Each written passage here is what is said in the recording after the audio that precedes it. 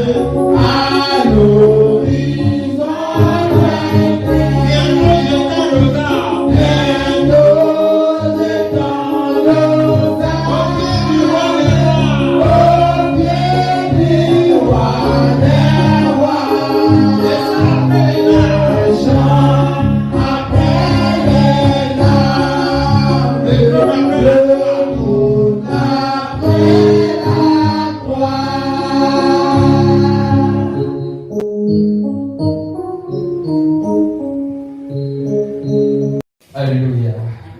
Amen. Nous sommes aujourd'hui à la leçon numéro 10 qui a pour titre Annoncer fidèlement le message du salut. Nous avons été enseignés sur la grâce, sur la foi, sur la nouvelle naissance, sur la régénération, sur la mort, sur le baptême, sur la résurrection, sur de bonnes ailes, sur de bonnes œuvres, sur la motivation de la grâce, sur comment la grâce existait depuis l'Ancien Testament et le cheminement jusqu'à la mort de Christ. Son accomplissement à la croix, nous avons été enseignés. Il est maintenant l'heure d'annoncer fidèlement, c'est ça le titre, annoncer fidèlement le message du salut.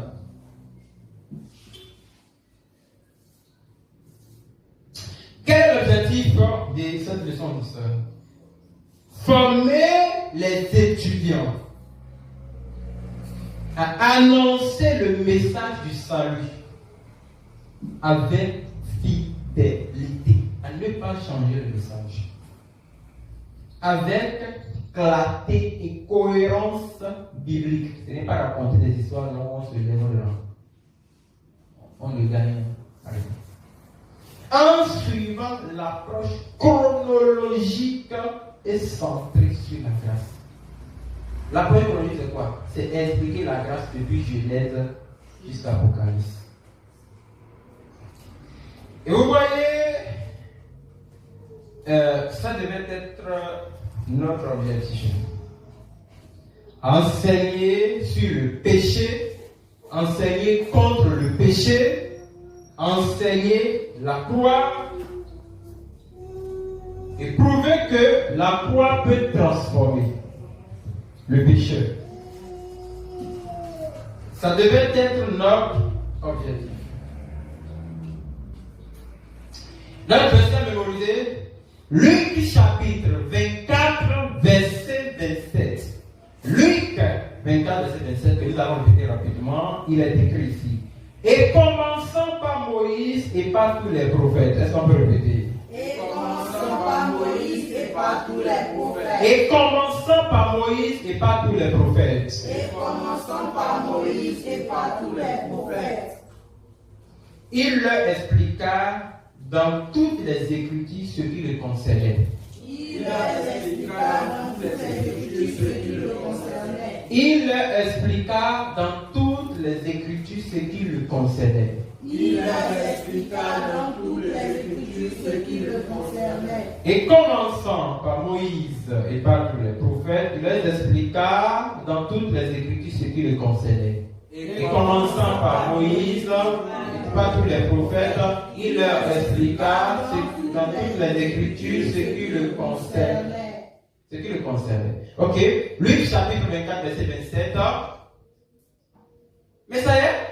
Luc chapitre 24, verset 27. Et commençant par Moïse et par les prophètes, il leur expliqua dans toutes les Écritures ce qui le concernait. Ok, qui parlait là? Qui expliquait? Jésus-Christ. Jésus-Christ est le centre de la Bible. Quand on dit centre de la Bible, ça veut dire que toute la Bible a été écrite sur Christ.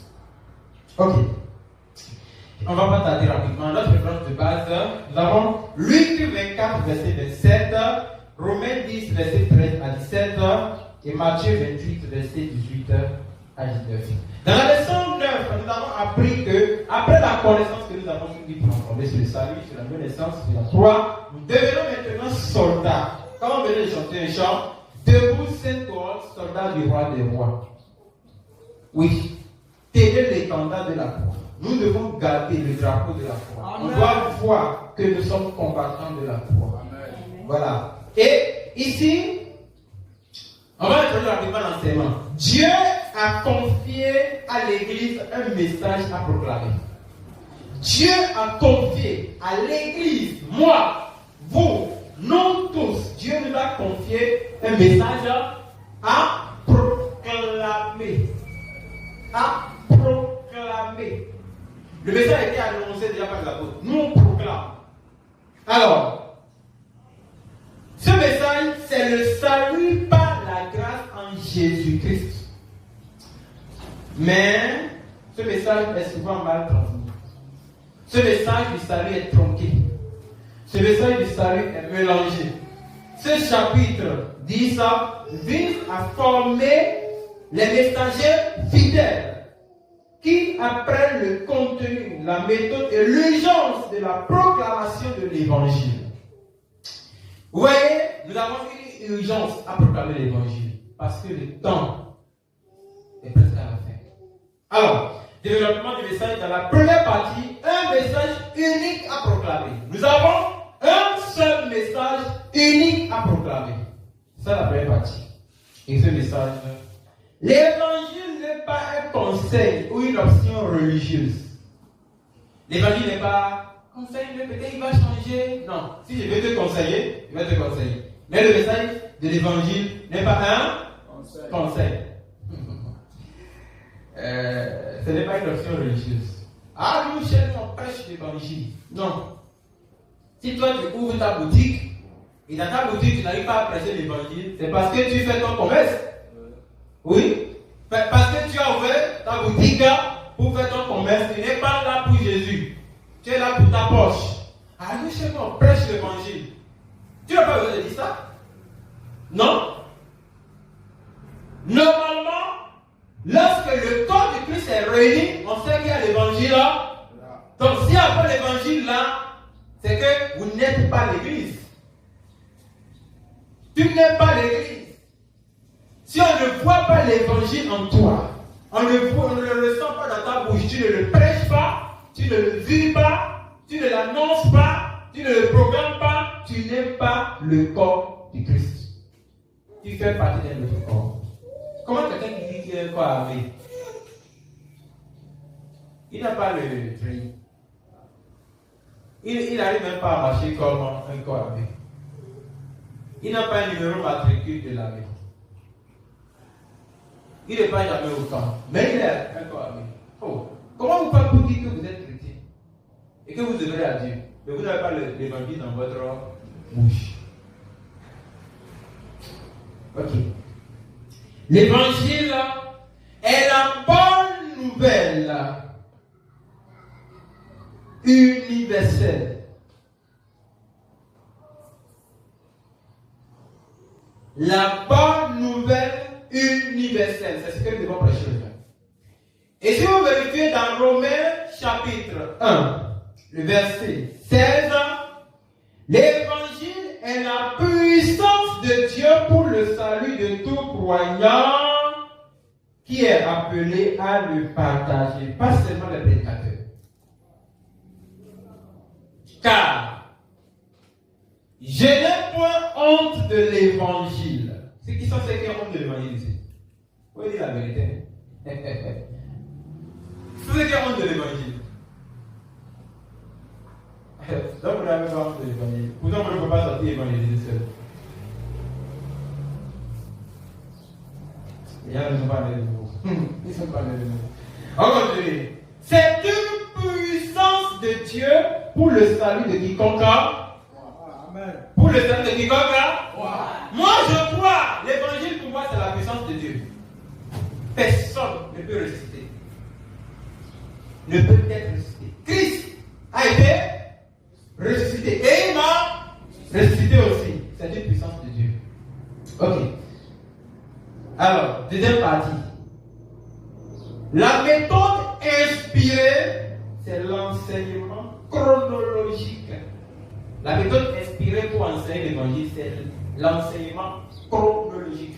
De Adam à Seth, de Seth à Enoch, de Enoch à quelqu'un, de Caïn à qui? À Moïse, à Jésus, à Élie, à qui? Ou dans chaque portion, vous montrez où se trouve l'ombre de l'œuvre de la croix. Ça permet aux pécheurs de comprendre là où vous allez dire c'est accompli, comprendra qu'il y avait une bataille qui a été démarrée depuis fort longtemps. Ok.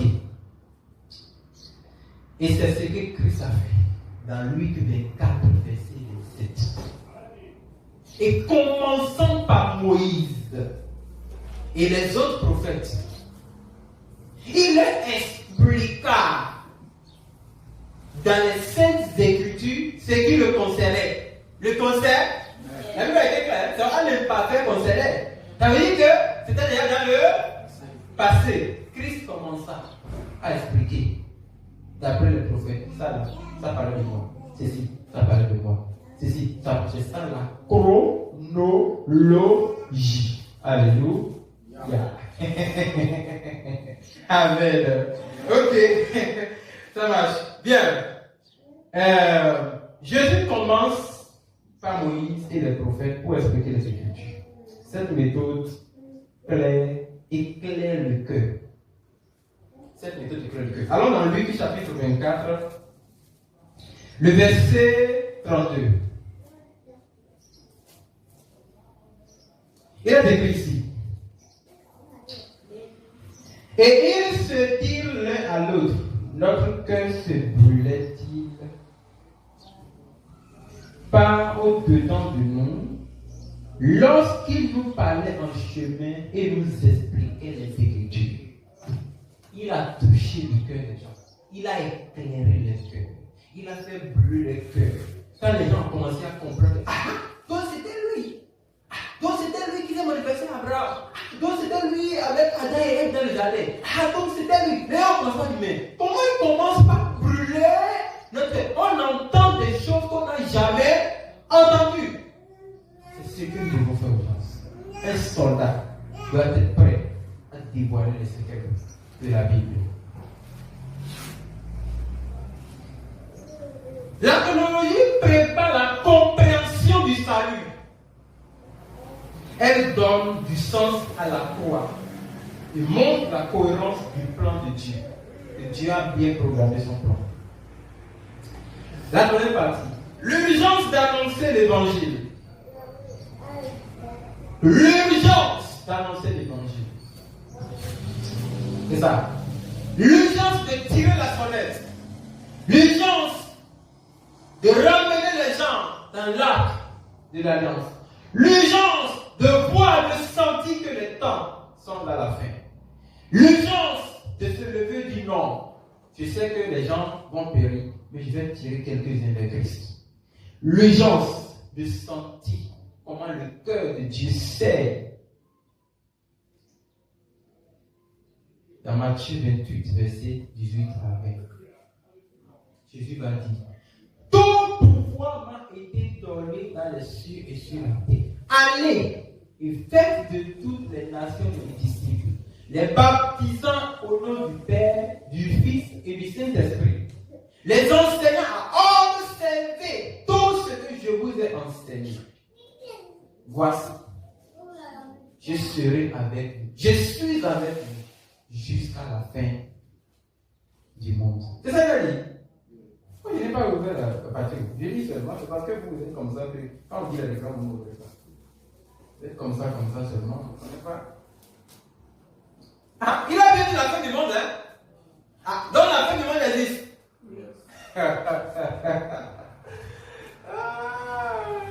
Tu pensais que c'est nous qui exagérons dans nos messages? Jusqu'à la fin du monde. Donc vous allez voir que l'urgence est là. La fin du monde arrive. Et c'est pour cela que nous devons sortir d'urgence pour évangéliser. Alors, allez faire les disciples, enseigner, baptiser. C'est l'ordre du Christ. C'est un ordre. Mais si vous êtes sous Christ, il a donné l'ordre. Pourquoi vous n'exécutez pas son ordre? Si vous êtes vraiment soldat pour Christ, il a donné l'ordre. Pourquoi ne n'exécutez-vous pas son ordre?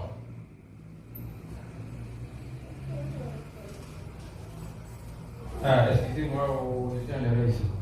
Je suis en erreur ici. J'ai mélangé tout ici. La troisième partie, on est dans l'urgence, non? Ok. Ok, il n'y a pas de souci. On n'a pas le choix. C'est bon, on continue. Donc, mais le titre devait être l'urgence d'annoncer l'évangile et le mandat missionnaire. L'urgence d'annoncer l'évangile et le mandat missionnaire. Ok. Alors, donc je continue. Donc, c'était l'ordre du Christ qu'il a donné. Allez enseigner, baptiser. Et le message ne change pas. Quand vous devenez missionnaire et vous sortez, vous allez, vous enseignez, vous baptisez. Vous allez, vous enseignez, vous baptisez. Vous allez, vous enseignez, vous baptisez. Amen. Quand vous êtes en mission pour le Seigneur, vous allez, vous enseignez, vous baptisez. Qui sont ceux qui sont en train d'aller? Qui sont ceux qui enseignent?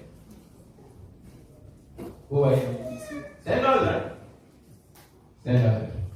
Si vous ne le faites pas, dans votre cœur, là, sachez que vous, là, votre ciel est loin. Parce que si tu n'arrives pas à le faire, c'est parce que tu n'as pas été transformé. Donc si tu es transformé, prouve-le. Jésus, c'est pas le business. Jésus, c'est la vie qui transforme et qui impacte. Allez, donc dans le mandat missionnaire, on suit l'ordre. Le message ne change pas. Nous ne devons pas changer l'évangile. On peut se retrouver dans un pays, comment, on ne doit pas changer l'évangile. Ce message doit être contextualisé avec fidélité.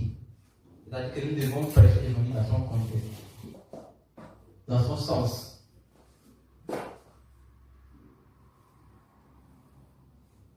Dans sa compréhension syntaxique. Dans ses normes. Nous devons prêcher l'évangile dans sa lignée. On ne doit pas virer. Et le disciple devient à son tour un témoin formateur. Quand vous commencez à enseigner, vous devenez un formateur. Quand vous avez témoigné l'évangile, vous formez une autre personne à devenir aussi un témoin. Et dans l'urgence d'annoncer l'évangile, regardez le livre de Romains. Cette partie qui me plaît souvent. Romains chapitre 10. Du verset 13 au verset 17. Il a dit la parole de Dieu. Car quiconque invoquera le nom du Seigneur sera sauvé. C'est pourquoi dans l'évangélisation, on demande à tout le monde de crier Jésus, Jésus, Jésus, Jésus, Jésus. Vous n'avez pas appelé ce nom. Parce que même quand on est au culte comme ça, et on se sent libre du fardeau que Dieu a enlevé de sa tête, on devait crier ce nom. Même pour appeler tes fois sur le travail. Chacun connaît ce qui lui met la joie au cœur. Hein? Moi, ce qui me donne la joie, je savais qui j'étais. Et je sais qui je suis. Peut-être que je ne savais pas qui je serais. Ouais. Quiconque invoquera le nom sera sauvé. Parce que c'est le nom du salut. Crier juste Jésus peut délivrer quelqu'un dans l'évangélisation. Amen. Parce que c'est le nom Jésus de tout les noms. Comment donc invoqueront-ils? Comment voulez-vous que les païens crient le nom de Jésus? S'ils n'ont pas cru. S'ils n'ont pas cru. Comment donc invoqueront-ils? Celui en qui ils n'ont pas cru. Comment voulez-vous que les païens invoquent le nom de Jésus s'ils n'ont pas cru? Et comment croiront-ils? Les chrétiens sont les méchants. Encore nous qui connaissons la vérité, les plus meurtriers au monde, les plus grands meurtriers au monde. Comment voulez-vous que les gens invoquent le nom de Jésus s'ils ne croient pas? Et comment voulez-vous qu'ils croient en celui dont ils n'ont pas entendu parler? Tu ne lui as pas parlé de Jésus. Tu as fait l'inviter chez toi, dans ta boutique. Tu l'as invité chez toi. Mais est-ce que tu lui as parlé de Jésus? Tu lui as dit que Jésus était qui? Que Jésus l'aime. Maintenant, Jésus aime tout le monde. Tu lui as dit quoi? Que Jésus est mort pour lui. Mais comment? Tu lui as dit quoi? Tu lui as donné l'éternité d'évaluation. Est-ce que tu lui as expliqué les contenus du traité? Dieu fait. Comment voulez-vous que les gens croient en quelqu'un dont ils n'ont pas entendu parler de lui? Non. Écoutez. Et comment en entendront-ils parler s'il n'y a personne pour prêcher? Tu entends que quelqu'un meurt, tu cries. Oh oui aussi il est mort. Tu entends que quelqu'un a fait des ordres ici. Toi-même tu commandes comme tout le monde. Tu es méchant. Pourquoi? Parce que c'est toi qui devais aller prêcher. Tu n'as pas prêché. Ah non, il a bu le vin et il est tombé dans le caniveau, il a l'hôpital. Il dit, ah non, mais il a quoi? Quand il trouve l'argent, il boit le vin. Tu es méchant. Tu parles comme les païens. Est-ce que tu lui as prêché Jésus? Oh non, il a braqué, on a tiré sur lui, il est mort. C'est toi qui l'as tué. Est-ce que tu lui as parlé de Jésus? Est-ce que tu lui as montré l'œuvre de la croix? Est-ce que tu lui as enseigné la grâce? Ah non, c'est lui le voleur. Il a braqué la fois derrière, il a cassé le truc. Est-ce que tu l'as fait asseoir pour lui parler de la croix?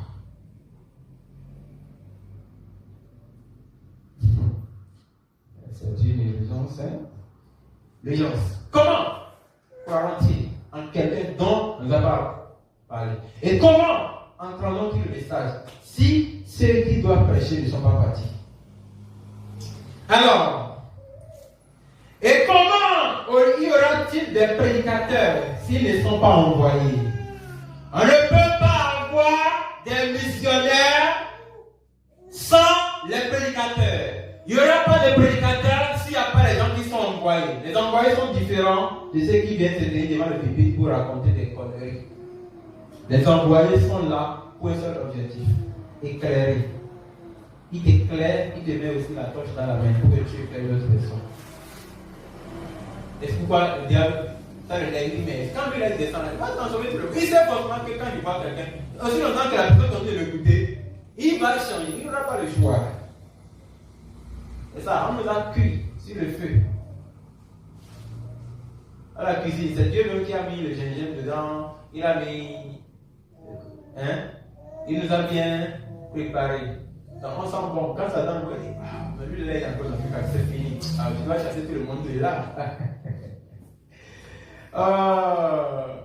Mais ça sent bon d'entendre ça. Mais comment toi tu fais que toi-même tu n'es pas encore parti? Vous êtes méchants, très méchants. Vous êtes les plus grands méchants au monde. Tu connais une vérité que quelqu'un, peut-être, les gens sont dans la foi depuis 20 ans, 30 ans, n'ont jamais entendu. Et toi, tu t'assieds sur ça. Au lieu de faire que tu désobéis à Dieu, tu continues de garder ça. Au lieu de partager ça avec une personne pour sauver au moins une personne de l'enfer. Ta méchanceté, tu la payeras toi aussi. Il ne faut pas qu'on se taise sur ça. L'apôtre Paul, dans une colère de l'évangile, a dit: comment y aura-t-il des prédicateurs s'il n'y a pas des envoyés? S'il n'y a pas de messagers pour proclamer le message, comment il n'y aura pas? S'ils ne sont pas envoyés. C'est là qu'il est écrit qu'ils sont beaux, les pieds de ceux qui annoncent la paix. La paix, c'est la croix. La croix est notre paix. La paix, c'est Christ. Amen. Il est notre paix. Les pieds, ceux qui annoncent l'évangile. C'est ça, c'est le pied là qui décourage les gens. Et quand tu vois le pied, monsieur, on ne dirait pas que c'est un doctorat. Tu vois, la chaussure est déjà décollée, mais il continue de marcher. Parce qu'il veut que quelqu'un soit sauvé. Quand tu vois sa vie, ça ne te plaît pas. Mais tu veux l'entendre te prêcher. Tu es un maudit. Pourquoi toi-même tu ne sais pas être comme lui? Vous devez aller. Celui qui ne parle pas, même si on rit avec lui, on mange avec lui, on sait qu'il est maudit. Sa malédiction ne va pas nous contaminer. En fait, me contaminer. Alléluia. Ah, il faut qu'il nous dise la vérité. Il faut prêcher l'évangile. Ok. Les pieds de ceux qui annoncent de bonnes nouvelles. Mais tous n'ont pas obéi à la bonne nouvelle. Aussi, Isaïe dit-il: Seigneur, qui a créé à notre prédication? Étant donné que la foi vient de ce qu'on entend, et ce qu'on entend vient de la parole de Christ. Personne ne peut croire si vous ne lui prêchez pas Christ. Si vous voulez voir les gens croire, prêchez le Christ. Prêchez le Christ. Dieu a choisi de sauver par la prédication du message. Le silence des missionnaires ou des croyants est une faute grave face à l'enjeu éternel des âmes. C'est bien cette partie. Le silence des croyants ou des missionnaires est une faute très grave face à l'enjeu éternel des âmes. Le destin des âmes. Destin éternel des âmes. C'est ça que tu joues avec. Ah! Si tu sais comment Dieu pleure chaque fois quand quelqu'un meurt et descend dans le séjour des morts, tu ne sais pas. Parce que tu n'as pas la pensée de Christ. Tu n'as pas le cœur de Dieu. Tu n'as pas l'esprit de Dieu. Tu ne sens pas ce que Dieu sent. Si tu le sentais, tu vas évangéliser comme un fou. Personne ne pourra t'arrêter. Là, tu as honte d'évangéliser. Tu as honte. Même quand on sera ensemble, il faut te dire, mais fais. Parce que tu ne sais pas, tu ne sens pas ce que tu sens. Si tu savais, tu ferais comme l'apôtre Paul qui dit, je n'ai pas honte de l'évangile. Comment allons-nous appliquer cet enseignement? Tout étudiant formé doit être un messager actif du salut, sinon tu démissionnes. Tout étudiant formé doit être un messager actif du salut, sinon tu démissionnes. Qui démissionne et que sa place dans le royaume des cieux soit remise à une autre personne. Utilisez la méthode chronologique pour préparer les cœurs. Restez fidèles au message de la grâce, sans le diluer, sans le changer. Sans voir que les gens vous décapitent, les gens tu changes ça. Si moi j'avais changé ça, tu ne seras pas sauvé. Conclusion. L'évangile est le message le plus urgent et le plus puissant de l'histoire, dans l'histoire humaine. Ceux qui l'ont compris doivent l'annoncer avec fidélité. Dans la puissance du Saint-Esprit. Selon la méthode biblique, c'est la mission du réseau de chaque disciple. Chaque disciple doit créer son espace missionnaire. Chaque disciple doit créer son espace missionnaire pour aller en mission pour le Seigneur. Et l'objectif sera de gagner des âmes. S'il y a un autre objectif en bas, ça, donc il n'est pas disciple pour le Seigneur. Résumé. Il n'y a qu'un seul message, le salut par la foi en Jésus. La méthode chronologique aide à comprendre mieux toute la Bible. Chaque croyant est appelé à annoncer la bonne nouvelle et à devenir une personne de mission dans le but de conquérir. Ce message doit être fidèle, clair et centré sur la grâce. Première question. Pourquoi dit-on qu'il n'y a qu'un seul message à annoncer? On dit qu'il n'y a qu'un seul message à annoncer parce que l'évangile seul peut sauver. Le message de miracle ne peut pas sauver. Le message de prédication, de prophétie ne sauve pas. C'est un seul message qui sauve. Que nous enseigne Luc 24, verset 27 sur la méthode de Jésus? Luc 24, verset 27 nous enseigne la chronologie de la grâce depuis l'Ancien Testament. Pourquoi l'annonce de l'évangile est-elle urgente? L'annonce de l'évangile est-elle urgente ou une urgence parce que les temps sont déjà à la fin et les âmes périssent aujourd'hui plus qu'avant. Et Christ a donné le mandat missionnaire. Allez, enseigner, baptiser. Pourquoi? Non? Ça va faire le concept. Question. Question? C'est pas des questions. Nous sommes en pause pour 10 minutes.